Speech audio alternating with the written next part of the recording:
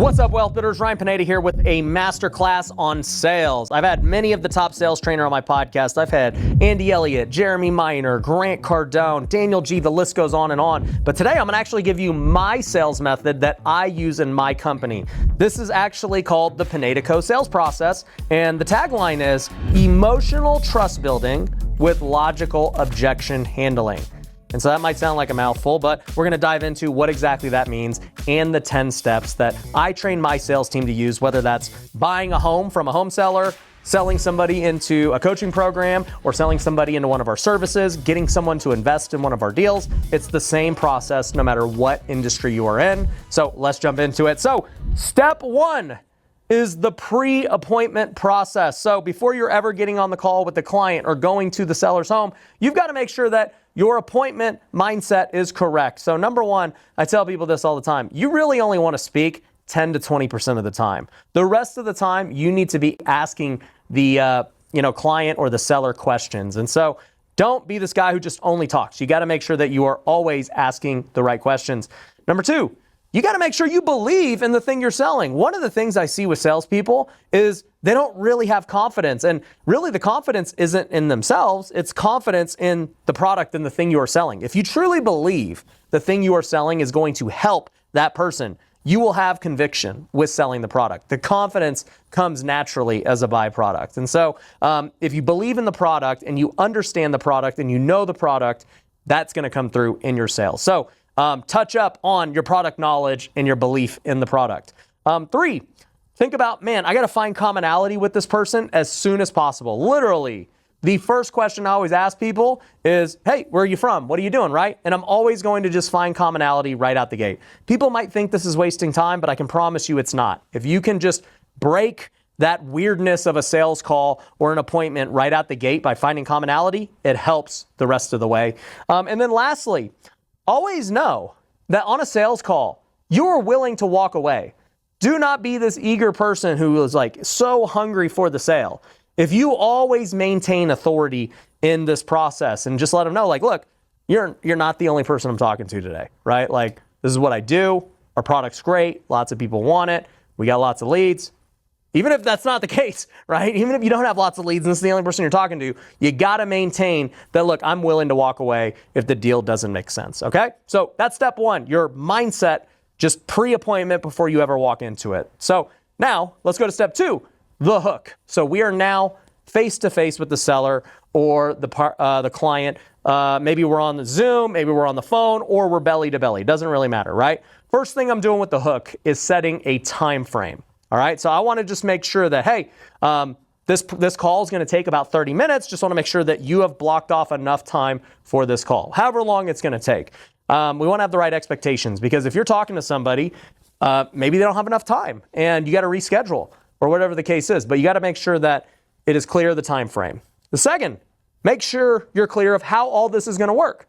So before a sales call happens, I'm going to say, hey, I'm going to ask you a couple of questions. This is going to take about 30 minutes. We'll just kind of go over, I'll use real estate as an example. We're going to go over, kind of like what's going on with the home, why you want to sell, different issues, what's going to happen. And then after that, we're going to make you an offer on your home. And, if you're able to do the deal today, that would be amazing. If not, it's all good. But we're going to either way have a yes or a no at the end of this with whatever offer we give you. Does that sound good? Good. Awesome. Okay. So from there, we also want to define a successful outcome. And so a successful outcome is for both parties, right? So back to what I was saying before, I kind of just naturally did it. But hey, so for me, a successful outcome today is that we make you an offer that works for you. We get a contract going and we, start this process of buying your home. That's what a successful outcome looks like. Would you say that that would be a successful outcome for you? Great. Awesome. Okay. And then, right, what I always do with all of our calls is like, if they can't agree to those things, the time frame, how it's going to work, what an outcome looks like, and they're like, oh no, dude, I'm not here for that. Like, that's stupid. It's like, all right, well then I'll just walk away now. I'm not going to go waste 30 minutes talking to you, especially if it's, virtual, like what's the point? So they got to agree to, basically all these parameters. And literally it takes 20 seconds, what I just explained. But you need to just make sure that all of this is done in the first minute because you don't want to just babble on and they don't really know what's happening. I want to be crystal clear with what our intentions are, okay? Next thing, step 3, set the stage. This is where you are going to develop your authority, all right? So you're going to first talk about your company credibility. So, all right, cool. All those things are the successful outcome. We set the hook. Awesome. So just to give you some context, my name's Ryan Pineda. My company has bought hundreds and hundreds of homes just like yours. We do this every single week. So just want you to know you are in good hands, right? So you're giving the company's credibility. Now, if you're an employee or a salesperson for a company, they would be saying the same thing, right? Let's say they're on a call for Wealthy Investor, my education company, right? They're talking to a potential student. They're going to say, hey, so Ryan has flipped hundreds and hundreds of homes. We've helped thousands of students here at Wealthy Investor. We've had events. We have masterminds. We've had all these amazing things. So that's a little bit about our company. So that's that, okay? Next, you're going to talk about your own personal credibility. So if I am the business owner, I've kind of already done that by talking about the company. That I and the company are kind of one, right? But if you're a sales rep at a company, you're now going to talk about your personal credibility. So if one of my sales reps invests in real estate, they can say that. They can say, yeah, and I'm actually, a real estate investor myself. A bunch of my students have actually come to work for me. So a lot of them can say, yeah, I actually started in the coaching program just like you. So I know exactly what you're trying to do. I was a believer in the product well before, I actually paid for the product before I started working here. And so that's going to give them and you, or that's going to give, you as the salesperson a lot of credibility. So you want to build your credibility up however that looks. From there, you got to let them know that, hey, today I'm here to just kind of tell you about everything, figure out the situation, and let you know what your options are so we can solve your problem. Okay. What I want to make sure you do in this process is really just establish authority. Okay. We don't want to stay in the friend zone. We don't want to be their best buddy. You got to have the right tone of we're building rapport, but also too, this is how it's going to go down. I want to control the conversation and the flow. And we're doing that through these credibility steps, through letting them know what the outcome looks like. We're just starting to pave the road that we want to go down. And so, a lot of people, they stay in the friend zone. They immediately lose control of the conversation, even at this point. And so we don't want to do that. We want to make sure we have the right tone. The way I'm talking right now is the way I talk to clients or prospects or sellers or investors. I talk with authority, right? And you as the salesperson has to speak with authority, okay? So that's setting the stage to get ready. So now that the stage is set, step 4 is opening questions. So you want to be very strategic with your opening questions, okay?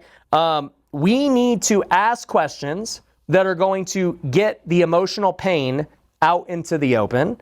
And we also want to ask questions that bring up different objections that they could have later on down the road when we present the offer, all right? So here's what I mean by that, okay? First thing, I'll ask them, hey, so what's the reason that you reached out to us? So let's talk about a coaching client now. I know I keep jumping back and forth between a homeowner or a coaching client. I'll probably just do that as an example throughout this, right? So let's say, hey, what made you reach out to us? Why now? I'm sure you've probably thought about investing in real estate for a while now. Why now? And, they might just say, oh, well, yeah, I have been thinking about it. I'm just kind of fed up, things are getting crazy at work and I might get laid off. I might do that, whatever, right? They're going to say whatever they say, but we really want to get to the core of what's making you reach out now? You could have reached out way before. This isn't a spur of the moment thing. Even if it was a home seller, it's the same thing. You don't just think to sell your home today and you do it. It's something that you've been thinking about for a while. And so we want to ask that question to figure out that. The next thing we want to think about is hey, this might sound dumb, but if you want to invest in real estate, is there any reason that you just haven't done it at this point yourself, right? And they're going to give just different reasons, right? Now, the reason we'd be asking this question of, have you done it yourself? Why not just do it yourself? Is because it might come up later on down the line when we make the offer, right? Because you'll get people who are I don't want to pay for coaching. I'll just pretty much do it myself. Well, if they say that, and I asked this question previously, I can now revert back to it and say, well, dude, you told me you can't do it yourself. You already told me you've been thinking about doing this for 2 years now. You already told me that you need help and you're not going to figure it out on your own. You told me those things.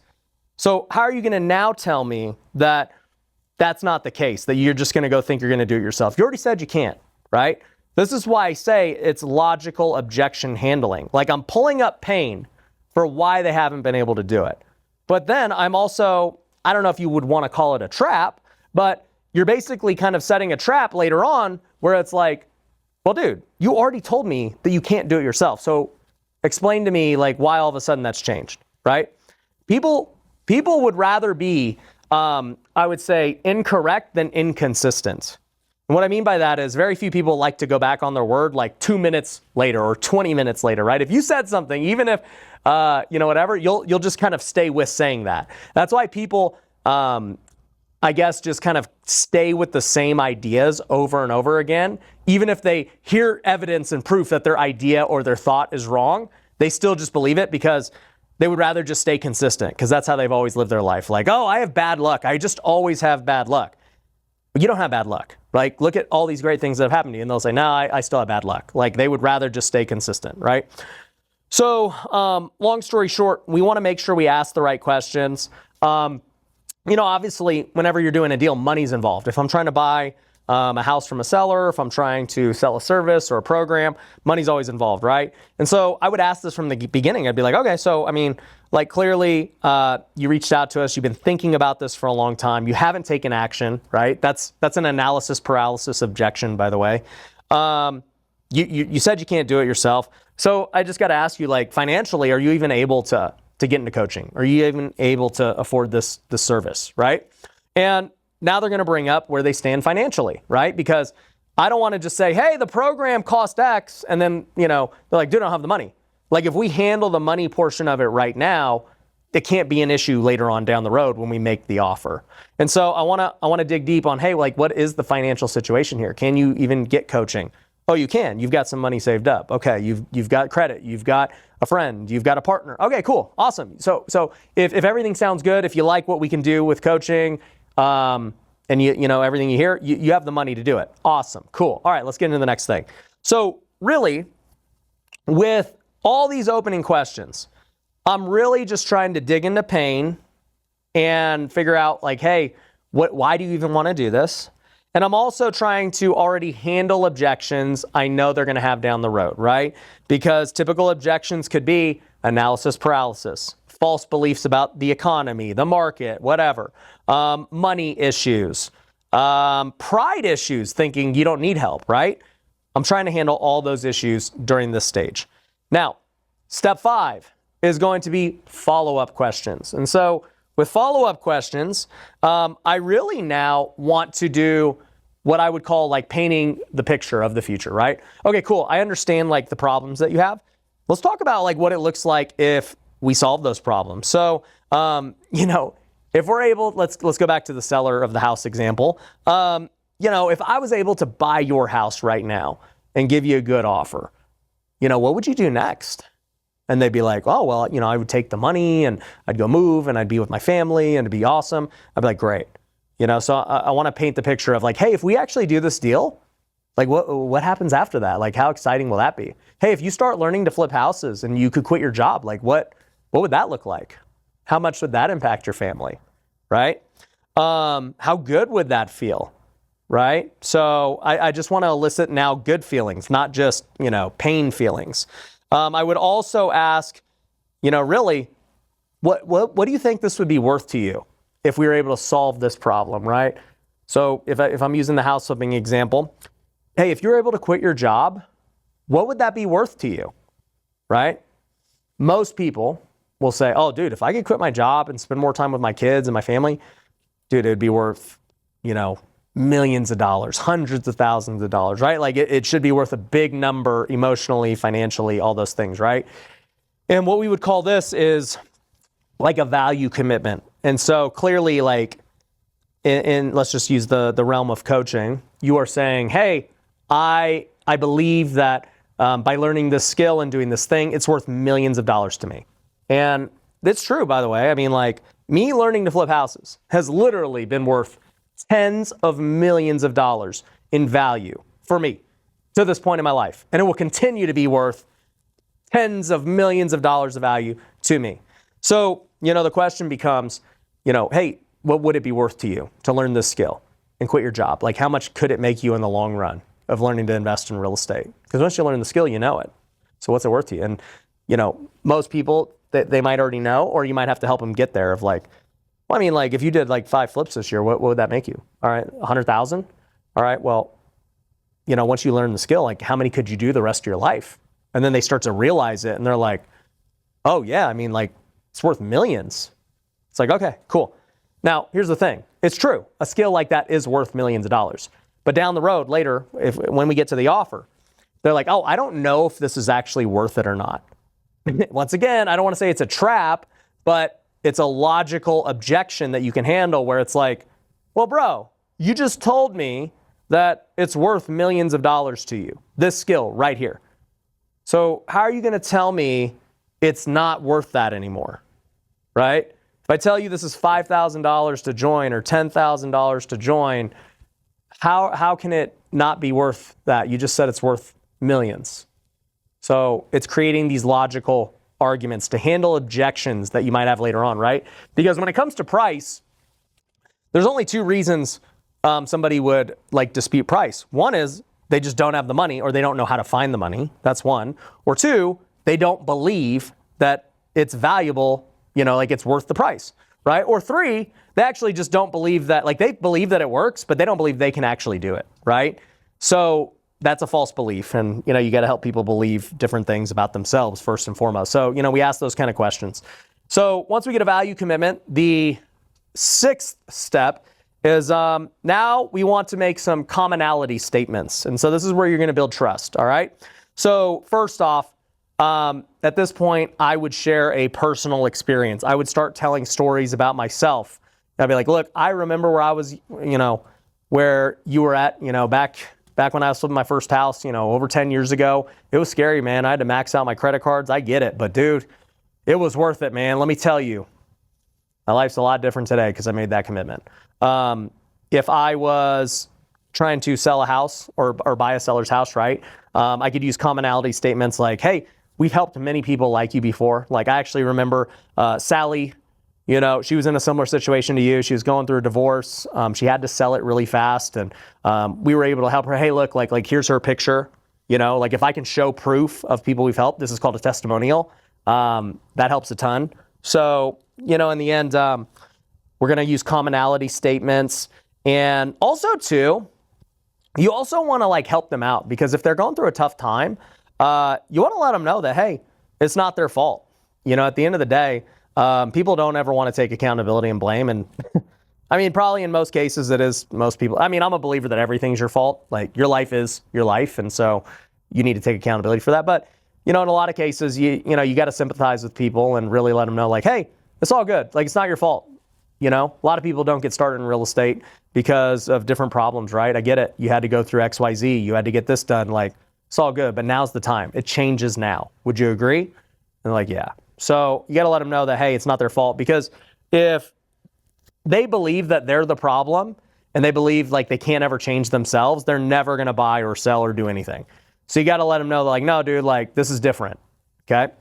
So that's step 6, build some commonality, build some trust, let them know you've helped people like them before. You know exactly what they're going through, right? Inflation is crazy. Right now, $3 won't even get you a gallon of gas or a cup of coffee. But the good news is it'll get you my wholesaling blueprint and a trial to Wealthy University. You might be wondering, Ryan, what are those? Well, Wealthy University is our online community where you're going to be able to network with 6, 7, and 8-figure real estate investors and entrepreneurs. We have live calls every single week. You can come and ask me questions directly every single Tuesday, and you have access to all of our courses, all the recordings of WealthCon and exclusive events. Along with that, you're also going to get our wholesaler's blueprint, which is going to give you all the scripts we use when we talk to sellers, all the contracts that we've used to lock up hundreds of deals, and you'll even get my contractor's guide, which gives you all of the materials we use in our house flips. And if that wasn't enough, I'm also going to give you a copy of my 2 books, The Wealthy Way and Flip Your Future. All of that will be yours for just $3 by going to wealthyuniversity.com. There is no better deal for $3, especially when inflation's on the rise. So instead of maybe getting half a cup of coffee, go to wealthyuniversity.com and go get the wholesaler's blueprint and your trial today. 7, okay, as I get into the offer or the pitch, now I want to pre-frame the pitch. I don't want to just say, okay, so here's the price, I want to start the pre-frame, okay? So basically, the first thing I do in any kind of pre-frame is I say, hey, look, so at our company, we got lots of ways to help people, all right? We got different programs and everything else, but based on what you have told me, this is what I believe is the best option for you. So I'm already saying, like, look, I could help you out in a number of ways, right? If we're talking about coaching, hey, we got different programs. I actually think this one's best for you. And in most cases, it's not the highest priced one, right? It's truly what I think is the best one for them.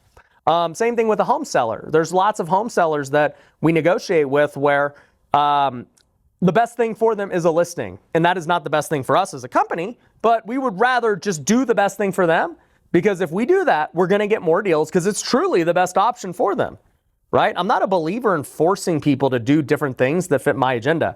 I literally want to take all the information they've given me and I want to solve their specific problem.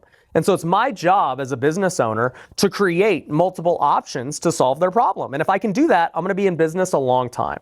Okay. So, I want to pre-frame properly, let them know that, look, I have lots of things I could sell you. I'm going to sell you what I think is best for you. And many times too, I'll let them know that, look, I could try to sell you the biggest thing. I could try to, make the most amount of money by doing this deal in this type of way, but I actually am not going to do that. I'm actually going to give you what I think is best. All right. So I let them know that.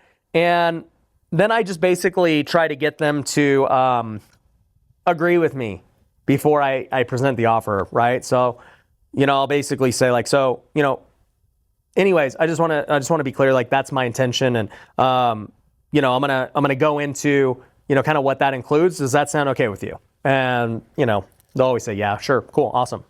And I don't know how effective it is, but I know that, there's a lot of people who have theories of like get people to say yes or raise their hand as many times as possible so that by the time you present an offer, the natural answer is yes. But it's just one of those things where, you're trying to get people to engage and, say yes. Okay. So next thing, okay, we want to go into the pitch. So the pitch for me, the thing I think about is like, I make the pitch quick. At the end of the day, I'm spending so much time in steps 1 through 7. Step 8 is pitch. And it's literally probably the quickest step. I'm just going to go through a quick rundown of what it includes. And then I'm just going to be silent and wait to see what they say. And so if I was talking about the coaching program, I'd say, hey, based on what you said, I think you're a good fit for our all-star program. Here's some things that it includes. It's this price. And then I'm just going to wait. I'm going to say, and that's it. So, sit in silence, right? I don't do that every time, but I will also, do other things in between. It's really like, I hate to give a script because this is not a script, right? This is like more of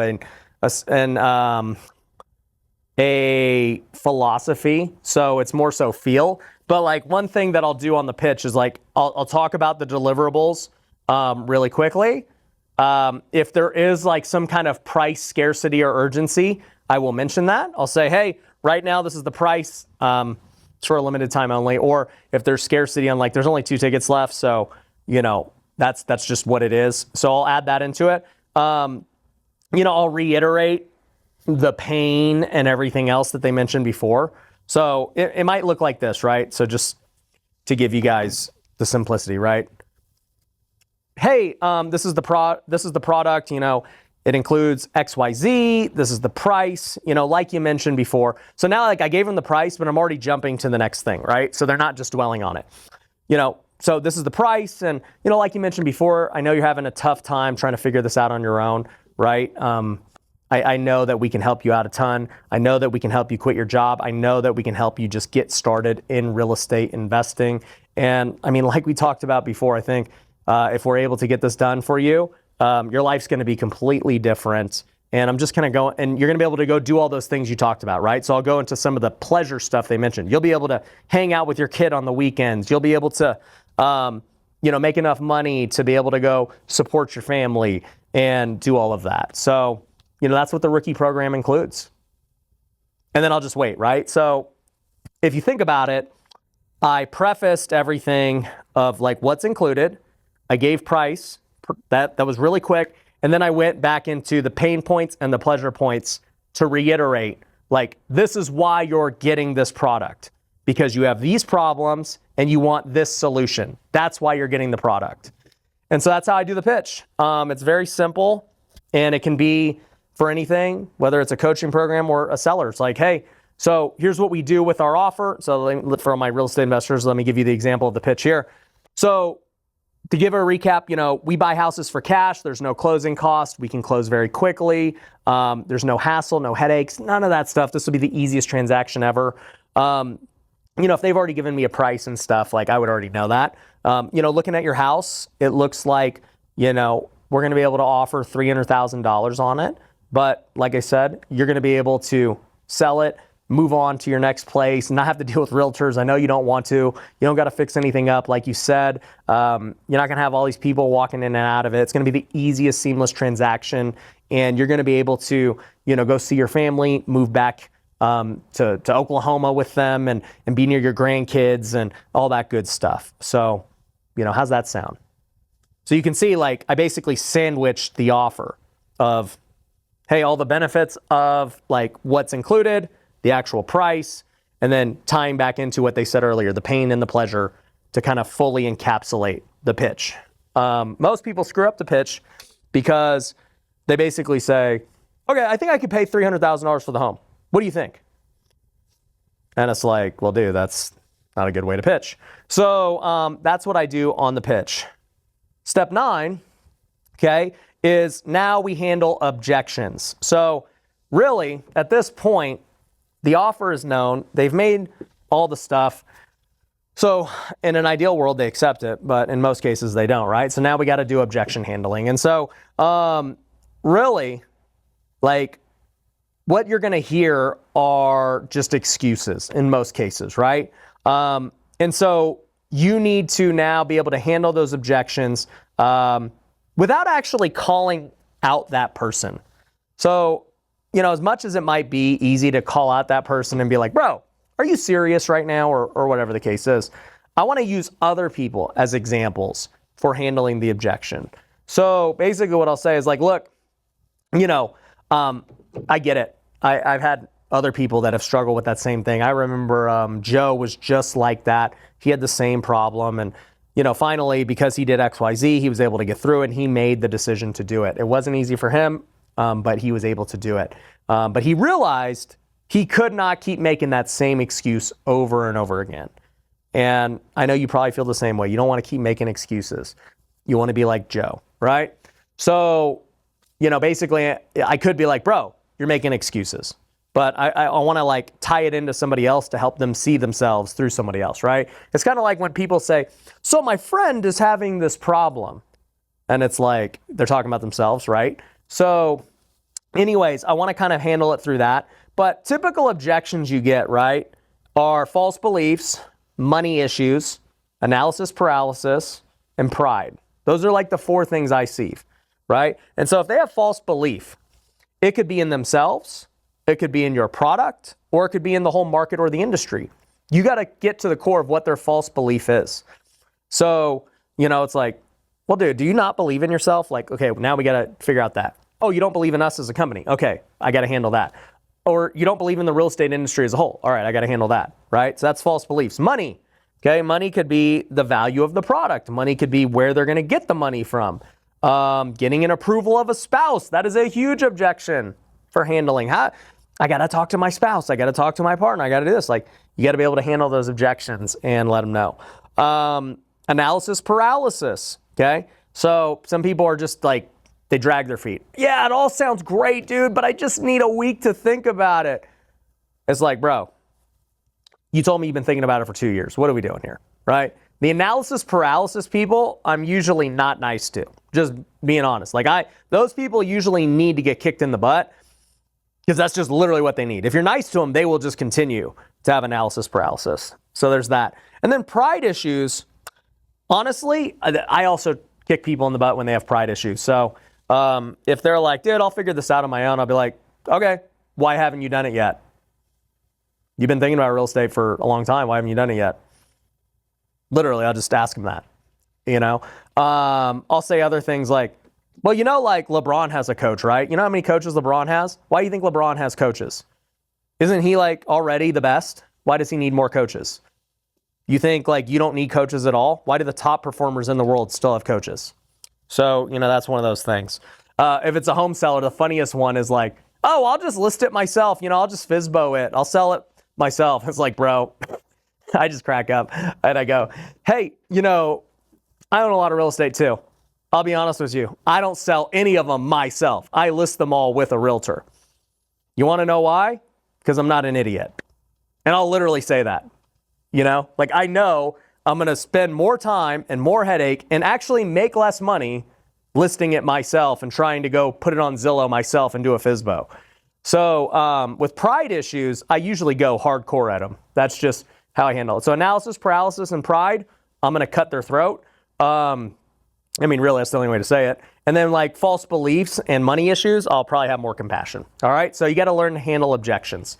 Real estate investors, are you tired of getting low quality leads and talking with sellers who've been hit up by everyone else? Well, what if you could get inbound leads of motivated sellers on autopilot without any effort? Well, that's exactly what we do at Lead Kitchen. Over the years, I've spent millions of dollars on direct-to-seller marketing. I've done PPC, I've done TV commercials, I've done cold calling, text messaging, direct mail. I've done the pay-per-lead services. And look, all of them can work. A lot of them don't. At the end of the day, I have found a new method that is getting me better results than I've ever seen in my career. I'm getting lower cost per leads than ever before, and it's not just in Las Vegas, it's across the country. And so if you want to take advantage of this new innovative marketing strategy that takes no effort on your end, I want you to go to leadkitchen.com and book a call with my team today. Imagine having my team running your marketing with the same leads that I'm getting in my business. That's what you can have. So just go to leadkitchen.com today and book a call. Number 10.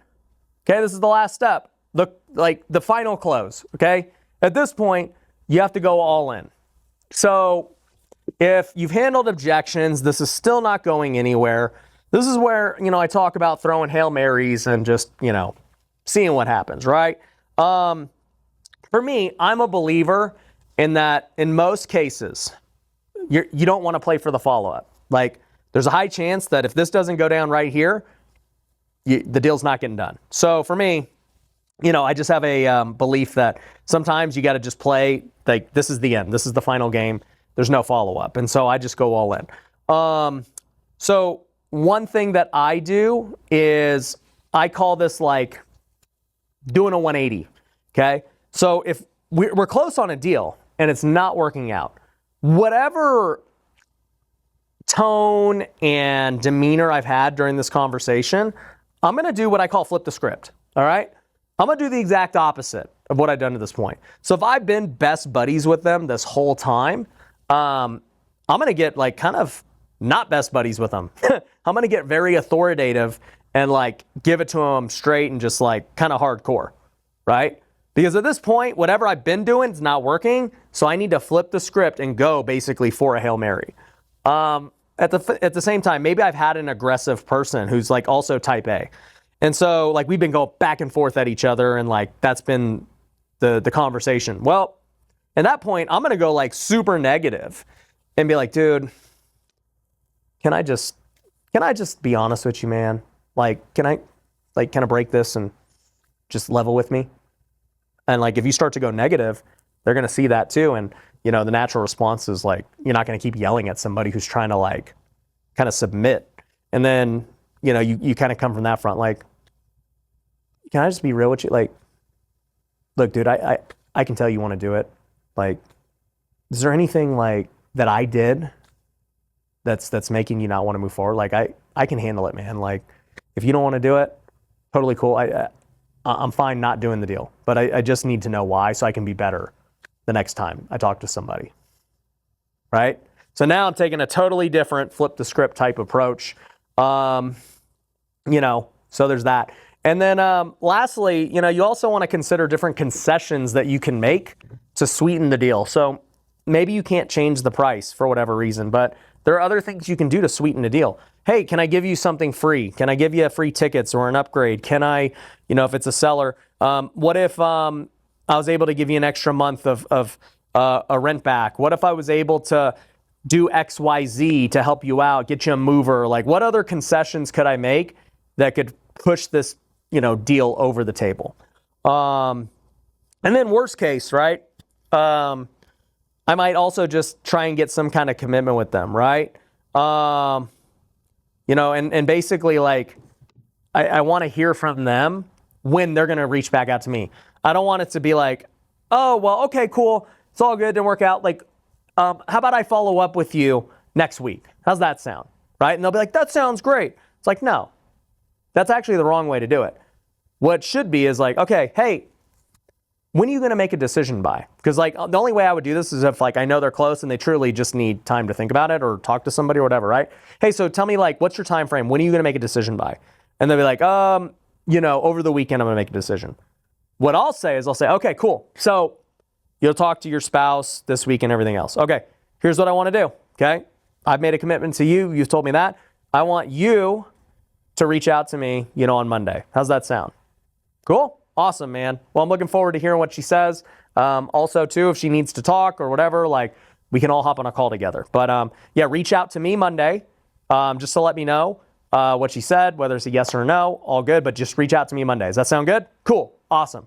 Now I'm putting the burden on them to do it. Now, clearly, if they don't reach back out, I will reach out. But the point is, I want to make them take an action. Because in a lot of cases, too, they're like, hey, I just need to sleep on it, whatever, right? Okay, cool, awesome, man. So you got to sleep on it. Hey, okay, so you think by tomorrow morning you'll kind of have an answer? Yeah? Awesome. Hey, so tomorrow morning, just let me know. Let me know what you think. I'm going to be free from 9 to 10. If you want to, text me at 9, that'd be great. Or give me a call at 9, that'll work. Sound good? All right, cool. Give me that call at 9 and I'll see you then.